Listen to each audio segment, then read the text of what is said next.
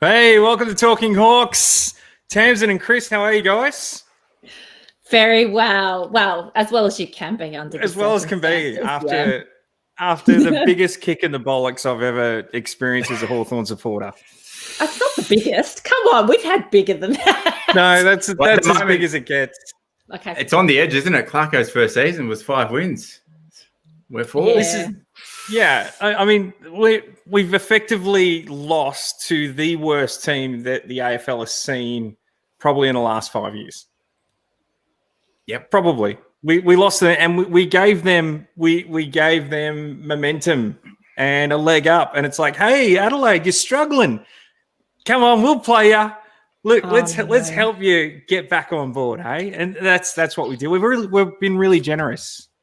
Really generous. You were very critical, Brad. You're talking about, you think the culture, losing culture. We'll talk about that tonight with Tamsyn's perhaps athlete insights, and we'll see where we go. Everybody. How for Clarko. Yeah. Now, Tamsyn, you said you would come on when we start winning, but it's been too long. Yeah, it's been way too long. I was scared the season would be over and I wouldn't get to chat to you guys anymore. But it's like a grievance club, really, at the moment, isn't it? Like if the only people who understand how you feel, especially being in lockdown, are other true Hawk fans. They understand how upset you are and the reason why, you're depressed. Everyone thinks it's lockdown, but it's not. It's just the way the Hawks are playing that's getting us, really. It is.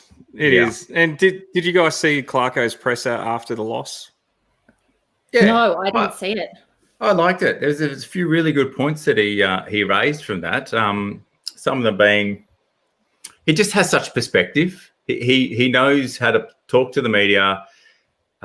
He was owning it. He's not making excuses, but he's good at a little bit of deflection. Like he talks about, club that's been up there, Sydney with the Hawks. Now, not ideally where we'd want to be, but have a look. And he's not pointing to Geelong or anything, but look, he wasn't shirking it. He talked about maybe 4+ changes.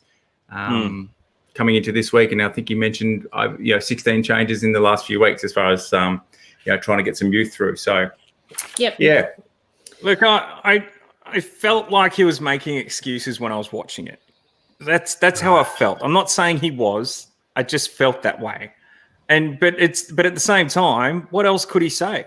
I mean, he was just philosophical about it all, and then he went into what it's like being stuck in the hubs, and their families are moving around in different hubs more than what the actual players are, and how uncomfortable it is and how that must be playing on their minds. And when they turned up to play, they just looked tired and lethargic and mentally just weren't there. Do you feel like Clarko's got the same fire in his belly that he had when he first started coaching? Do you feel like he's as aggressive and as, where he was the coach, that the players were the players and the coach was a bit separate? Do you feel like he's got that, or do you feel like the hub has made them really more of a family club because you can't escape them? And that must be really hard if you're trying to play the hard coach, and then you have to live with them and see their family and see the way they live day in, day out. Welcome, that's Tamsyn Lewis. Yeah. If you've joined us for the first time and you're seeing Tamsyn, this is why we get the quality that we get. Look, Tamsyn, he touched on it in his presser, actually. Yeah. He mentioned that part of him feels like throttling them, basically. So, he's trying to be, I think, empathizing with them. So I think he has changed his tune, and probably coaching since 2005 at a senior level, you do evolve as a coach, and probably that fatherly figure. I think we're seeing a softer side, but he can front up now and take it, even though we're not going too well, and still inspire and instill some confidence, I think, amongst the fans. So I felt better for hearing him. Yeah. Now, Tamsyn, I'm going to respond to that one, because that's like asking your partner, your wife or your husband, do you still love me like you did when we got married? I think that's dangerous territory that you're getting into. It's different. It's just different. If anything, you love him more, and if anything, I'd say he has the passion more. So, but I don't know. I wouldn't be surprised, and I've said it this year. I wouldn't be surprised if he finishes up at the end of this season.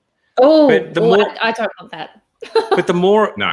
I hear his presses, the more I'm like, nah, he's just being philosophical. He's seen it for what it is, and he's okay with it. But the thing I'd question is that philosophical approach passing on to the players, and the players just aren't playing on the edge anymore. And that's why I'm wondering whether he's still got it. Well, see, the thing is, he probably still does have it, but the hub is such an artificial environment for them. I mean, for one, we played Adelaide. It was our home ground. And where did we play them? At Adelaide. Like, the whole season is completely topsy-turvy. And he's having to be this person that would be a lot harder and make some hard calls, but then he'd be able to walk away from the club and go and live his life, be around his family. He's got kids that have grown up that are a bit older now, around the same probably age as some of the youngsters in the team. And you do change when you're a parent and you see things that your kids have to go through. But now he's in that hub environment. You want him to be really, really hard like a coach. Like, I was speaking to my brother about this because I like my coach to be my best friend. Individual sport is so different. Whereas in cricket and in football, they have to be that clear leader and that person who isn't looking at each player as that friend and caring for them in, that fatherly figure way. They've got to look at them as a person who's going to make the whole team better. And that has got to be so incredibly hard in the hub.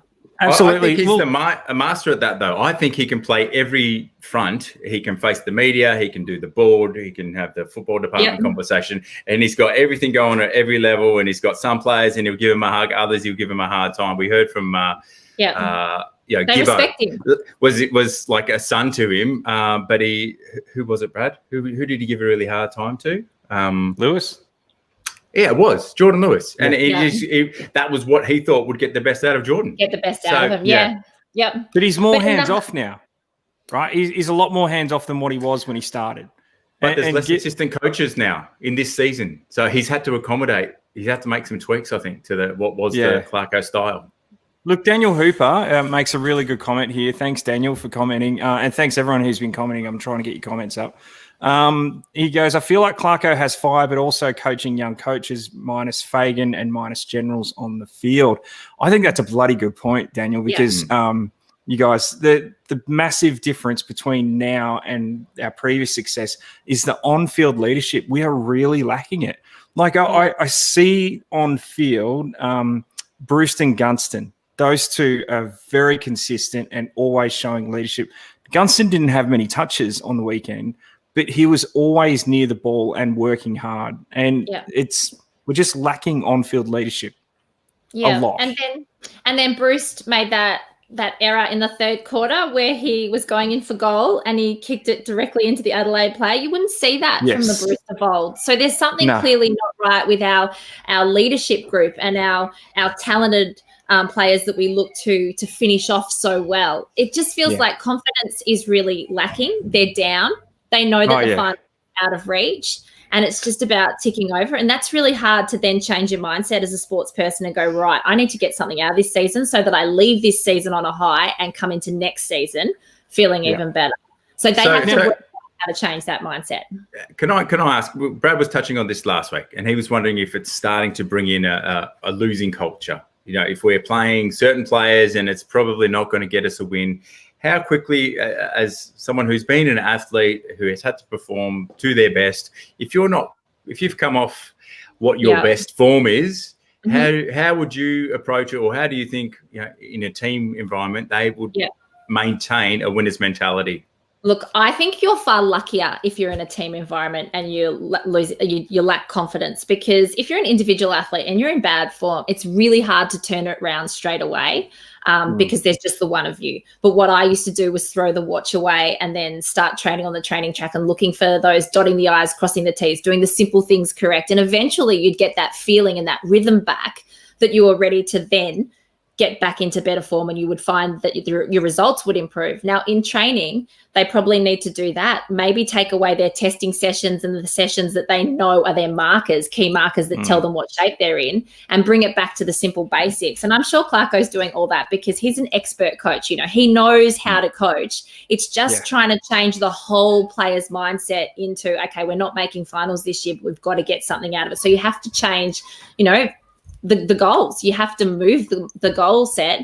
And I think changing around the team is important, just because the fact that we have an older list and we need to blood some of the youths, and we need to teach them how hard that senior level is and show them what they need to do to improve. Because the only way you improve in sport is getting knocked down. If you get knocked down and you play really badly and you've got a pre-season, you're going to train so much harder, because you don't want to be that player who's just not making the cut. Yeah. Brilliant. Absolutely. Like, it's Tamsyn, do you think that we should be playing more young players, or do you think Clarko was right in keeping the older blokes on the field this week? He dropped Hartley this week, didn't he? And I thought Hartley played quite well. He was great. Yeah. We loved him. 2 weeks in a row. Okay, good. So he made a few things that I wouldn't have made those decisions. But when you're not right there, understanding why the decisions have been made, it's hard to really go hard at a coach. But I would like to see Hartley back next week, because I think that he's got more to play. I think he needs to keep making some changes while we're losing, because you don't want to sit there and go, okay, well, we're brilliant, keep the same team. You know, you need to make those changes. But I would hope that if people like, you know, Hartley as an example, play really well, we'd hold them in there to give them another shot. Well, someone like Segler, who's coming off a broken toe, we don't know what injuries they're trying to sort of mask, and I know there's some that were managed. But look, Hartley's tall enough, and he's got a really big boot on him. I think he gives us a bit of versatility. I'd chuck him in the ruck a little bit, because Segler's like, just give him a spell. Get him right. What about Big Boy down the back? You know, when they're bombing it, and he's down the back, we need him in the ruck a bit more, don't you think? Yeah. We're getting destroyed in the middle. And this, watching that game, it almost made me think that Clarko wants us to lose because he was persisting with Segler. Yeah. It's either he wants to send Segler a message to say, hey, you're not up to scratch, and what you're doing now is causing us to lose, because we were losing it completely. We weren't getting first touch of the ball. Our boys in the middle were losing it. Yeah. And it's like, just swing McAvoy back in, and we'll start winning the clearances. We can turn this ship around. And it's almost like he just let it keep going deliberately. Wouldn't you love to know why? Because I'd be really interested in to know his thinking around the Segler and the McAvoy sort of matchups, and why he puts McAvoy down back when he does. I get that we've got Segler for 2 years. He's signed for 2 years. So you obviously you want Segler to get the most out of himself, and you want him to get back into shape for next season, because when he's at his best, he's a good player, and we need that 2-ruck system working for us. But it's not working at the moment. Yeah. No, Clarko's contract for another 2 years as well, interestingly. Okay. He's back in another 10. I'm gladly, but it's interesting. So we put a little post up around who perhaps is the most important player for the team, and we put out. So Brad, Tamsyn, we had McAvoy, Gunston, Day, and O'Meara. Who's the most important to the team? Give me your order, 1 to 4. 1 being the highest important. McAvoy, Day, Gunston. Give me the rest. And O'Meara. You go first, Tamsyn. Okay, throw me to the wolves. Okay, so I'm going to go with O'Meara playing his best. Okay, because I feel like we need a really good on-baller, someone who's a playmaker and is going to make the game from the centre. I am a huge fan of McAvoy's. I think he's probably one of our best players at the moment, and so I would put him at number 2. I think Gunston, he's brilliant. We need him, but he needs the ball to be delivered to him. That's why I've put him at 3rd. And I put Day 4th, because I think he's part of the future, but he's not quite there yet. Yeah, there you go. He's not a game changer. All right, I'm going to go. That was pretty good. I'm going to go McAvoy number 1. Yeah. Because he can change a game. He's a player that can change a game for us. The way he played against, he held his own against Natanui, but the following week against, who did we play after that? Was it Carlton? No. Sorry. It was Freo. It was against Freo, and he got the most taps, and he was like the standout player. So to me, he's number 1. O'Meara's number 2. He can turn a game as well. Gunston would be number 3 for me. I've never seen Gunston turn a game, but he's our most important forward at the moment. And then same reason as you for Will Day. He's good. Yeah, he's a future, but he can't change a game. Not He's yet. still building and growing. Yeah. No, Yeah. let us know, fans, what you think, if you agree, because I think Gunston is our Mr. Fix-It. I tend to agree. I think McAvoy's our most important when he's firing. O'Meara can change a game and probably get us the ball when we haven't. Gunners has to just follow because Will Day's not quite influencing the game, even though he's making an impact. But all four very important on their day can really shape a game. Yeah, I agree. Now, Richie Blundon's saying, I still want to see Who Cares. I just don't see enough of it. This is eerily isn't the Hawks that we've grown to know.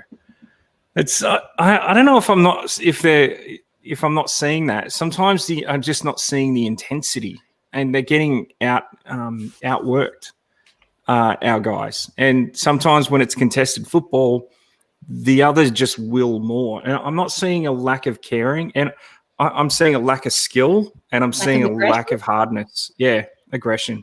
Yeah. And I don't think it's people who don't care, Richie. I don't necessarily agree with that. It's the intensity that I think is missing, and they're just not bringing it week in, week out. So Gunston's post game was he was hurting, and he spoke very well. And I think he's trying his guts out week in, week out. Bruce as well, even though he hasn't played all season. McAvoy, some of them are actually giving their all. I think Warple's been having a good crack too, just not quite influencing the way we've seen him in the past. And again, it's skill, right? He's just throwing it on the ball. Even Scrimshaw. Look, I love Scrimshaw. I think I might be his biggest fan on Talking Hawks, but I'll argue it. But I was saying to Matt in text conversation during the game, I'm like, I just wish that he would have better disposals, like he would execute it better. Effectiveness, efficiency, kicking efficiency. He's been throwing it on the boot when normally he's been very smooth, and he gets a great kickoff. So he's getting the ball, he's handling it well, but then when he kicks it, it's not getting to us, and it tends to go to the opponent. So is that Scrimshaw or Warple? What are you saying? Scrimshaw. Yeah, okay. Warple's been doing that more than that's just normal for Warple. Can I just say on that one, when a sports person's confidence is down, even if they're in shape and it's not too much to tweak to get them back to that, elite level, especially with skills, you don't lose skills overnight. You should be able to kick the ball to where you want to kick it if you've been able to do that in the past, or handball to the player that you want to. That's why they're playing for our team. They're obviously good footballers. But when you have your confidence down, everything falls apart. And you find players kicking to the opposition team, making errors that you haven't seen before. It's just about working out a way to get into our players' mindset to turn that confidence so that they go out there and they look like they're. I mean, one of my coaches said to me once, Sebastian Coe, he's an Olympic gold medalist, and he said to me after my first race, he watched me run. He said, "You were never going to win that. I could tell from how you walked from the call room to the start line." I said, "What?" I was relaxed. I was fine. He goes, "No, but you had your head down." The girl who won it walked out with her head up, Dermot Brereton style, chest out, and she looked like she was going to command the race and win it. You just didn't look like that. So it's a mindset too. If we can tell our players to get out there and, have their heads up, believe that they are good and that they're in shape, you might find that aggression comes out because they hate losing. Nobody that plays elite sport wants to lose. It's a crappy feeling. So, Tamsyn, can you volunteer as the team psychologist for next season? That'd be fantastic. Well, I got Dermot as mine. Well, look, we'll have you both come on the show. We'll get the fans to vote who should be in. But I'm voting Dermot. Next thing you know, the players will be running through the opposition huddles and giving them kisses or something. I'm okay with that, especially if it's the Bombers. Green boots. Every player, green boots, fluoro green. Yeah, after half-time, I like it. Still my most favourite, most iconic moment in football history ever was Dermy doing that. So we love you, Dermy. There was another suggestion for you, Tamsyn. Craig Williams commented. He said we could probably do with Tamsyn running on a wing for us this week against the Saints. So look, if you're free, want to get over to Adelaide. I've got nothing better to do. I've got to be honest. I don't think anyone in Melbourne really does. I'd do anything to go across and watch a live football match. Anything. That'd be nice. Yeah. So going forward, what do you guys think we should be doing? Clarko talked a lot about the draft and how it's compromised, and we've been saying that a lot the last 3 weeks going forward. So it feels like the strategy for how we've been drafting and trading hasn't paid off, right? But we could have been doing it at Carlton and using the draft to build our team for the last 10, 15 years, and we'd be in exactly the same position. So I just think it's luck of the draw sometimes. And do you think that it's worked for Clarko and the recruiting team, or should we have gone back to the draft and rebuilt from the ground up? I don't think you can throw the baby out with the bathwater. At round 4, we were 3-1. And then Clarko put it out there with the umps, and for some reason we're 1-9 after that. But I think personnel-wise, we've got the capabilities. It's just not clicking. So I think the umpires and the AFL backed off after about 4 weeks of teaching Clarko a lesson for maybe 6 weeks. Yeah, maybe. But look, that aside, I think we've got the players on the paddock. There'll be some older players, obviously, that'll get moved on. But I think it's there in the mix still. I think you can get the best out of them. Yeah, it's a hard one. Yeah, no, it's a hard one because, I mean, you're damned if you do and you're damned if you don't. Moves that Clarko has made, you cannot forget about in his past. You have to look at a coach's history. And when he brought Stewie Dew across, did we think that was a good move when he came to us and he was out of shape and he hadn't played football for a while? And then look what he did in that third quarter in the 2008 grand final. He pretty much won us that game. Yep. So Clarko knows who's a good footballer. He knows who's got the good football brain. He's quite clever around working out who he wants in his team. Now, what he wants and how he wants them to play and believes that they can play doesn't always happen. He has to work out how to get the most out of each player. And at the moment, this year in particular, the players aren't playing up to the level that he drafted them or pulled them into the team for. Yep. So if there was a spot that we're vulnerable, then let's go there. It's hypothetical. Oh my God. Well, but it seems like we're deep. Is that the answer? I don't know. It's not frustrating watching the games lately. It's the worst. Get it out of the centre. Just get it out. Yes. My family are probably sick of hearing me say, "Can we just win a clearance?" But before Mitchell came back into the side, Warple and O'Meara, it was working okay in the middle. I think we need a forward first and foremost. That's where I'd be looking. So if we could go shopping, where are you looking? If you like midfielders, I'd be looking for a bloke named John Patton. No, if we're going to go and get somebody, so if we stay with the trade them in. There was Finlayson thrown around from GWS for mine as a forward. Jeremy Cameron we touched on last week. Peter Wright from Gold Coast. Yep. I'd entertain that. I wouldn't touch Elliott because 2 metre Peter. Yes. Oh yeah. Oh, those guys have all carved us up. Anytime we played them, those guys you've mentioned, they've all carved us up. I'd take any of them. I'd have a look at them, but not Elliott because I think he's a little bit of the small forward that we've got enough of in Wingard and Bruce and Gunston. I know he's maybe a little bit taller, but that's where I'm shopping first. Okay, so it's interesting. I feel like the thing that's letting us down at the moment is aggression and the confidence of the players. So I would love to still go to the draft. How that looks without an under-18 competition, I have no idea.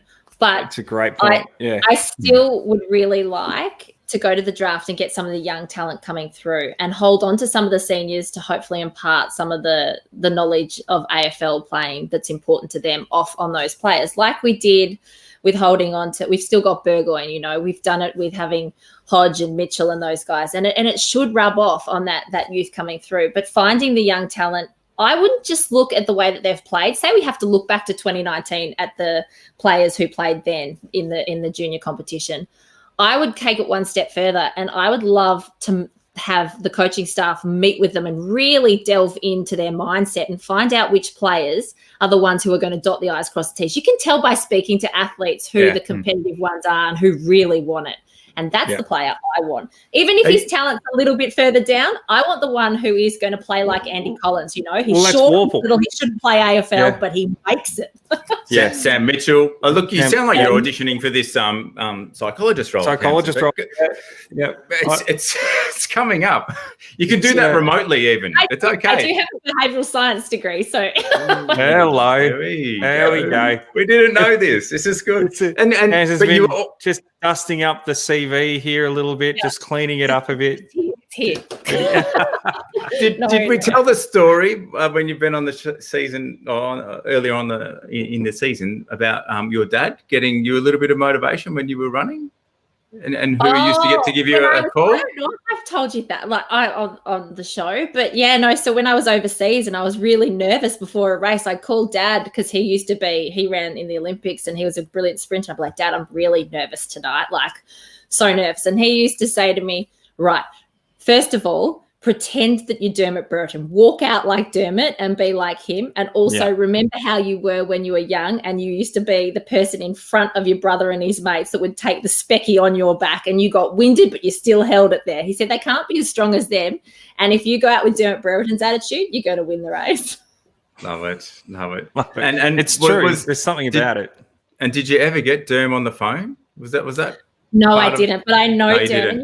You know those people that you meet that you look up to? You're always scared to meet the ones that you really love. Gosh, I'm glad I met Derm. I'm so glad I met Derm because he's just a legend, an absolutely great guy. He gives you the time of day and he's everything that you wanted in your childhood hero. Yeah. We'd love to meet him ourselves. So one day. Let's get him on. Let's get him on, Tamsyn. Name the time and the place, Derm. We're there. Yeah. Please. Yeah. Now, see, we've got Gibbo and Josh and Jordan Lewis and and Dipper, but obviously up here we've got Derm and he's just unattainable at the moment. But that's okay. We'll get there. Look, maybe you can get him on, Tamsyn. I'll see if I can put in a good word. He's just the best. We'd love that. We love that. Awesome. Well, so I was interested also thinking about, I guess, what we need to do this week against the Saints. Clarko's talked 4 or 5 changes. Fans, let us know what you're thinking. Who needs to come in and who's making way? Because for mine, I'm really not sure about some of those senior players that got brought back in. What do you two think? Well, coming off the feed, Steve Reid thinks that he should be in. So in the game, and we've got about 20 comments from him saying that we should be getting Steve Reid in. Steve Reid, he's in the Legends league, I think. So Steve Reid's a family member of mine who was an ex St Kilda legend in the VFL reserve side. But he was a legend. He's a legend to me. So anyway, bring him. Yeah, good on you, Steve. He'd still be able to get out there and win a few of the balls. Anyway, look, I think that we should be bringing in Jekka and Finn McGuinness. That's what I think we should be doing. Bring those young blokes in and blood them. Yep. Might as well. What have you got to lose? And it'd be so good to see Finn McGuinness out there, wouldn't it? It'd just take you back to the babies. Be good. How would you be if you were Jekka or McGuinness and you've been stuck in a hub just focusing on your footy and you never, ever got to play? How would you be? That'd suck. Yeah, that would really be hard. But in a team sport, you're only as strong as your reserves. And so those players are so vital to our team because they need to be training harder than the way the team's playing, so that the people who are the fringe players are watching them going, okay, I need to lift my game because they are so ready to take my spot. Those players in the hub, even if they haven't got game time, are vital in turning our form around. Vital. True. That's a good point. Still, I'd love to see him get a game. It would be great. You know what? It'd be great to see them get a game. I obviously want to see Hartley back in for the next game as well. He was good, Tamsyn. I don't know why he got dropped. Mind you, I suppose he had to give up his spot back to Frawley. So, is Frawley even going to be here next year? Oh, I think he's still got a spot. Yeah, I think he does too. I think and it might be part of. Yep, and imparting the experience to the ones coming through. Same with Strats. He's probably got a gig. You can't just dump a captain, but I think the captaincy mantle's time to hand that over and give him free rein. Who are you giving it to? For mine, I'm liking Gunston or O'Meara. Of those two, I don't mind. If Sicily wasn't injured, I would like Sis. But Jaeger. Yeah, Campbell Brown called it. I'll keep saying it. He predicted that Stratton would get the captaincy before it was announced. Yeah, and so the prophet has spoken, and he said Jaeger O'Meara. Yeah, no, I'd be happy with Jaeger. Me too. I love him. I think you were surprised. You were surprised by my suggestion of Sicily. Tams, come on, is it gonna? No, it's just because of his reputation of having a hot head, like it's just an interesting person for you to have put up as captain. Is he a little too much like Dermot, is he? Do you know what? I really like Sicily. I like hotheads. I like people who have that passion and that fire for the game and hate losing, and at least give you something when things are going really wrong. So captain material, I think I'd probably lean more to O'Meara. Right. Yeah. But that doesn't mean that I would be against Sicily, but just I'd probably, if I was making the choice. I'd love Sis. Vice captain, then fine. I'll take a back seat to that. That's all right. I hope they mic him up. If Sicily ever got the captaincy, I want them to mic him up so we're all in the huddle listening to his inspirational chants before the game.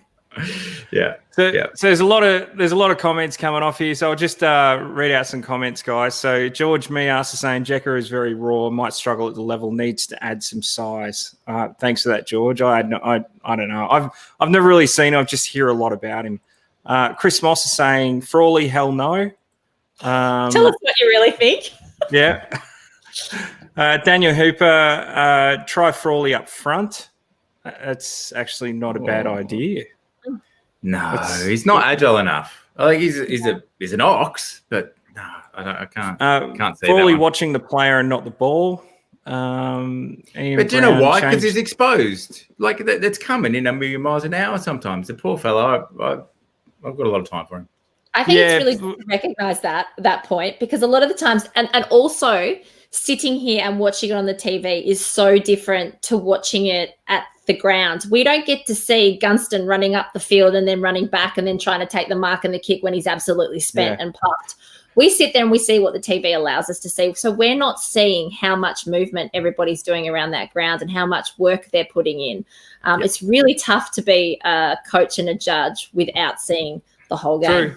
Well, and 666 rule, right? We can't underestimate the impact that's had on a person's career like Frawley, right? I mean, he may have got an extra couple of years by having an extra bloke come down back to help in defence. That's gone now, you know, particularly at the start of and it helps with the momentum if you've got it, or it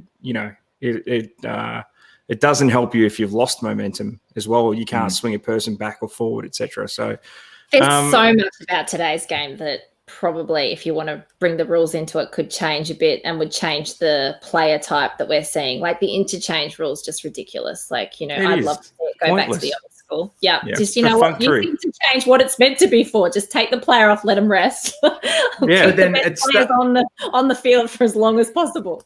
It's perfunctory and more of attrition. Yeah. Ridiculous. It's a silly change to the rule. We're not American. We're Australian, and we love our game the way that it is. Yeah, stop it. Yeah. But we were playing 7 behind. Like it might start 6-6-6, but we're still playing an extra man in defence at times. Yeah. So he does get a little bit of help. But you're right, Tamsyn, just not being at the ground, I really, really missed that, and watching those running patterns and seeing the formations on the field. Like probably from television, Wingard for mine, probably I don't think in the last 6 weeks he's played in the middle as much, but I think they've really honed in on you've got a great left foot coming down the wing, setting us up, attacking or taking the game on. I think that's the role that they're trying to get him to settle in, probably because we're a bit light on with Hendo gone and Scully probably not performing as we'd like. Yeah, Scully's been disappointing this season, that's for sure. Look, and I think here's the other thing. O'Meara and Sicily are two of our best players. They're out. our best ruckman's not playing in the ruck. Our best forward isn't playing because he's injured. You know, it's I'm not making excuses. No, but they're vital players to lose. They are. They're absolutely essential. And, you know, Sicily out, that's tough. But a Sicily and O'Meara out, that's really tough. And then, you know, you get the Crows and they've got these big players that have come back and finally hitting match fitness. They're at home. We're sort of on the – anyway, I'm making excuses for them now. And but I think they deserve it. But you've got people like Mitchell who are coming back. If you had those other players on the field playing, he wouldn't have to try and force himself to get back to that form that he was in before he injured himself faster. You know, he would be able to play himself in slowly and get his confidence up. So there's a snowball effect from losing your top few players. And we get the confidence in our players that we know can play brilliant football when they're on song. But losing those guys, I think, has been a key factor in some of our other guys not playing as well as we know they can. Well, Clarkson talked about in the presser that just the young players sort of they weren't really sticking to the game plan even. So you're frustrated as a coach. It's just Gunston talked about, you know, as a leader, you think about when you were a young fella, what was happening around you, and he's, you know, being critical of himself and the other, I guess, senior players, and are we doing the right thing by them to help them come through? So I like hearing those things, and it's disappointing they're not following the structures, but they're blooding the youth, and so I don't want to cop, you know, like Gold Coast and GWS when they entered the league 100-point losses, but balance it out. I think at least they're blooding some. It's pretty hard for youth to come through and then be playing AFL level. There's nothing like it. And so to hear them say that they're not following the game plan actually gives me heart. Because if I had have heard that they followed the game plan and they were just crap, well, then we've got nowhere to go, okay? But if they're not following the game plan, that gives you some heart in the fact that, okay, these guys just need some experience and they need their senior players around them to be delivering the ball and to be picking them up and showing them the ropes. And then we'll start to see some more results. So I think when you talk about what Clarko said there, I think that gives me some heart into the fact that Clarko knows what he's doing. It's just not coming up aces at the moment. Yeah, I agree. Now, George Mihas makes a really good point. O'Meara is the type of player with the added responsibility of captain might take his game to another level. What do you think, guys? I think George is on the money there. Yeah, I like that. I'd agree. I like that. There are certain people who you give them responsibility and a little bit of a pat on the back that their heads and their confidence just grows. There's others that would struggle with that, but I think O'Meara is the person who would love to get that recognition and that tap on the back, say, you know what, we see what you're doing. We're really impressed. He's got a bit of Captain America about him, doesn't he? I think he'd do well. The nerdy big jaw. Yeah. The big chiseled jaw, and that's it. Yeah, but it's a compliment, isn't it? I don't know anyone. Somebody said you were school captain, you were captain of whatever club you're in. It's a huge compliment. It makes your confidence just go sky high. So to have people recognise your abilities as a leader and the things that you're doing on field, I think that's true. I think we will see the best of O'Meara if he was made captain. Yeah, I agree. I don't know if you can find Marius's comment there, Brad, but I like this little unknown stat here. So he's given it to me. Frawley has kicked a bag of goals against North when he played at Melbourne. I didn't know that. Well, I'll have to ask my husband. He's a Melbourne fan. Thank you, Marius. Yeah, I had it ready. I've lost it. Sorry, Marius. All good. No, there's some great comments coming through. Because maybe he could play up forward. Maybe we should see if we can move him around to see if he can get his confidence back up. Well, I don't feel like he's lacking defender. Yeah, he did. I remember before he came over, the season before he came over to Hawthorn, they used him in the forward line, and he didn't like it. He didn't like playing in the forward line, and that's one of the reasons he did come over. So I suspect that's why we've never used him up there. Can I just say something on that though? I hated 800 meters. But I was good at it. So I had to do the 800. I would have rather be one of those show pony 100-meter runners that just ran down the straight, waved at the crowd, didn't have any lactic in their bodies and got to celebrate. You know, that would be far better. But sometimes you have to do what you're actually better at if you want to be an elite sports person. So if the team needs him down forward and that's the play, I'm pretty sure he would put his hand up. If nobody likes losing, he doesn't want to lose. If that's what's going to make it better, he'd give it a shot, I reckon, for Hawks. Imagine if he's sitting in the forward pocket and he's blocking. Jeez, who's going to get around that? You've got Patton at full forward. Frawley, or maybe just chuck Lewis in the other pocket just to see how we go. Yeah. I like it. Look, we've had so many options, but we haven't done it. And Clarko's stuck fat with the strategies that he's had in place. Like, for example, Ben McAvoy down back, O'Brien, Tim O'Brien, sticking with him as a clunking player that can't mark.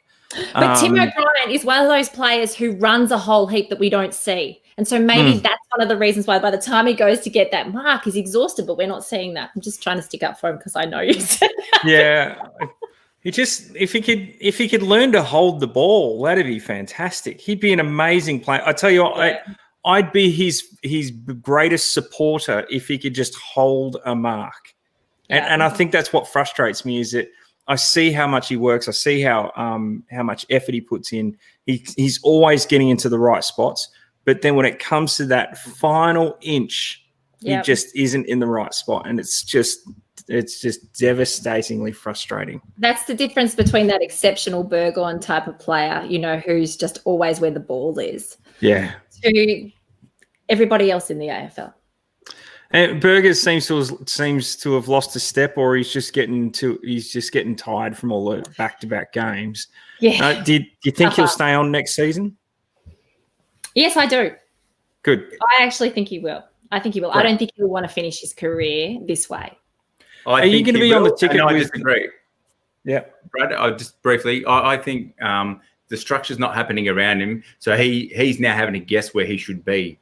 When you've got the players around you doing what they need to do, he can read everything very well and know where to go to be the impact player that he is. So I think that's a little bit in the mix. I don't know that he's lost much of a step. Yeah, that's a good point. Now, Glenn Nelson's predicting a player exodus come season's end. What do you think about that, guys? Do you think is that because Clarko's going to do it, or do you think because players are actually going to want to leave? Like, I'd be interested to hear why you think there'd be an exodus. I don't think so. I think it's really harsh the way that the setup is for the hub to judge players on this season alone. So I think we'll get rid of a few like Clarko usually does. There'll obviously be a shock because he often drops a shock name that he gets rid of and then picks that one up. But I like that about Clarko. Yeah. But I don't think there'll be a player exodus. But I could be wrong. I think I think he's right. I think Glenn's right. I think we're going to have a bunch of older blokes finish up. I'm hoping Burgoyne stays on though. Can the fans tell us about Henderson? Because he was one of our best the year before. Last year. This season, he didn't perform at the same level. But give us a thumbs up if you want to keep him. Give us a laugh if you're happy for him to go out the back door. But I'm a little bit torn with Hendo because I don't know. I think it's up to him and his body and what he thinks he can get out of himself. But I think there's the potential for him to stay on. But form might not suggest he should. I can't see it happening. I think he'd be one of those players that'll go. And I think Stratton will go. And I think Frawley will probably go as well. So, yeah. Stratton won't go. Unless he gets traded. But that'd be a big call. I can't see that happening. Do you think Stratton will get the tap on the shoulder or he'll go? Yeah, I don't think you'd tap him on the shoulder because he's the captain, right? But I think if he wanted to stay, they'd let him, and he'd go the way that Roughhead did. I think Piopolo will finish up this year as well. So they're four decent names that I think will finish up with us this season. So yeah, that's why I agree with him. Okay, interesting. I hope you're not correct, both of you, because I would like to see them leaving. No. Especially players who've given such good service. I'd like to see them be able to leave, finishing their career in Victoria, playing, in front of the MCG and their fans again, and then also being able to play just one more year out at a high level. But if your body is doing what it's got to do, then as a team player, you cannot put your hand up if you can't play at the level that's required. I think Strats is around for one more year, and but he did come out in the media that he bought a property in WA and he is a WA lad. So who knows? Maybe there could be that sort of conversation. Clarko says, well, you might get 2 years at at this a other club. Australian club, Yeah. if you want to Yeah. consider that. See, he does tap on the shoulder, Clarko. He's got Yep. form. Yep. Even with our players that we absolutely love, you know, and I mean, I've cried when we've lost some of them, and I've sworn at Clarko, but he has to make those hard calls. I don't envy him at all. I'd be holding on to all those players who got us the triple premierships, you know. They'd still be playing with Zimmer frames. Dermy would still be lining up. But Clarko's got a really hard job, but you're right, he does make those tough decisions. It'll be interesting to see what he does after living with them in the hub and their families. He's done well enough to strangle a few by the sounds of it. I agree. Now, guys, we need to wrap it up. We've gone a little over time, but that's okay. Brett Argent's made an interesting comment. Interesting to see only one team has and will play all interstate teams at their home ground this season, and only one team has hubbed in 3 different locations. And that's us. Yeah. So, can I ask one last question? Yeah. What do you think about Jeff going around again? I love it. The I can't president? imagine him not being the president. Oh, I am so for that. Yeah. So for it. Tamsyn, somebody 100%. asked earlier, and I can't find it, but they asked whether you're on the ticket with him, with Jeff. No, I'm not. I'll have to give him a call. I think we need to get you on the ticket, Tamsyn. No, but I'm definitely a Jeff Kennett fan. I think he's very passionate and bleeds brown and gold. Absolutely. Hit the thumbs up button if you think Tamsyn should be on the ticket. I'm a firm believer that you should be. So, and hey, we'll lobby to get you elected as well. Thanks, So, guys. All of our social media influence that we've got. No, I love it. All No, four of you. No. I just love talking footy with you guys. It's nice to find other people who are as passionate about this great club as I am. we love it, Tamsyn. Now, everyone who's here, thank you so much. And also don't forget that you can follow us on Twitter, on YouTube, and also on Instagram. So we'd love to have you along there. Matt, this is your part. Sorry, I'm stealing your thunder, aren't I? I'm doing a terrible job. Join in the conversation. We've just got on YouTube, so if you can jump on there, like and subscribe, and hit the notification button to follow us, that'd help us a lot. So anyway, thanks for joining us, Tamsyn, and we'll have to get you back on again sooner, and regardless of whether we're winning or not. And it was very helpful and cathartic, and thanks everyone for joining in the conversation. Have a good night. You could run up Tamsyn after a loss. Thank you. I know, that's all right. It's good to see other Hawk fans out there grieving like me. Yeah. See you guys. See ya.